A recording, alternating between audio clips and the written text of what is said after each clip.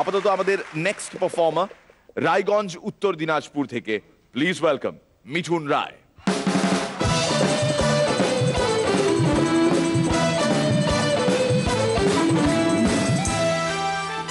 নমস্কার।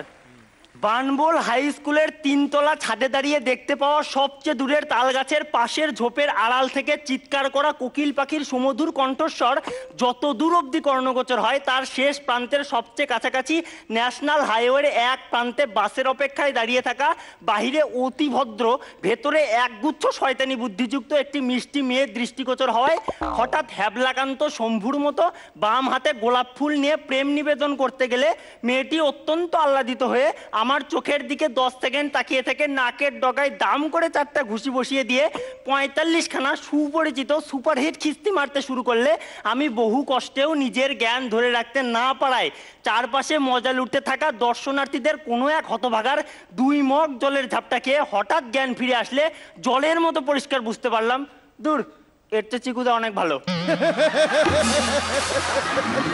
জিয়া চিকু, জিয়া, क्या बात, लव यू चिकू। এক ছাত্রী তার প্রাইভেট টিচারকে বলছে, স্যার এই 5 বছর পড়িয়েও আপনি কি আমার চোখের ভাষা বুঝতে পারলেন না? মাস্টারমশাই বলল, দূর, 5 বছরে হাতের লেখায় বুঝতে পারলাম না আর চোখের লেখা।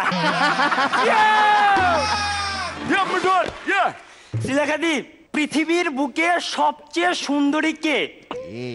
সেসব না হয় পড়া হবে, আগে সত্যি করে বলো নিজের নামটা একবারও ভাবনি? ছোটবেলায় যারা আমার মতো বোকা ছিলেন তাদের জন্য সাধারণ কিছু বোকা বোকা বোকামি। 1, টিভির পেছনে গিয়ে দেখতাম কোনো মানুষ আছে কিনা।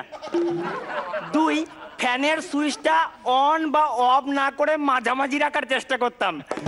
আর 3, ফ্রিজের দরজাটা বন্ধ করার সময় আস্তে করে বন্ধ করতাম, কারণ লাইটটা দেখার জন্য কখনো অফ হয়। Excellent, excellent Mithun.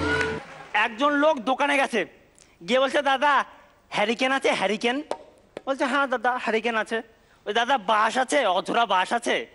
বলছে, না দাদা বাঁশ তো নেই। ওই দাদা জুতো আছে? জুতো? বলছে, হ্যাঁ জুতো আছে। তারপর লোকটা মাথা চুলকে বলছে, তাহলে হাতেরটা আর পায়েরটা হলো, আর একটা বাদ থাকলো। ল্যাম্পোদা একদিন আমাকে বলছে, এই জানিস আমি কি চালাক? বললাম, কেন গো?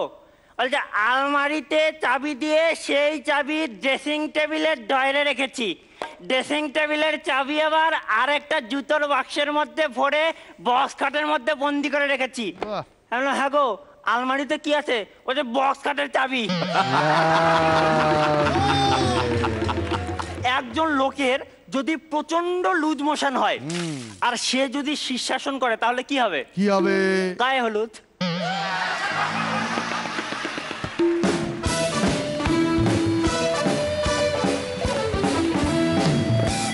মিঠুনের পারফরমেন্স রনিদার কেমন লাগলো? খুব ভালো লেগেছে মিঠুন, এবং তোমার সিগনেচারটা ক্রমশ ঘনীভূত হয়ে উঠছে।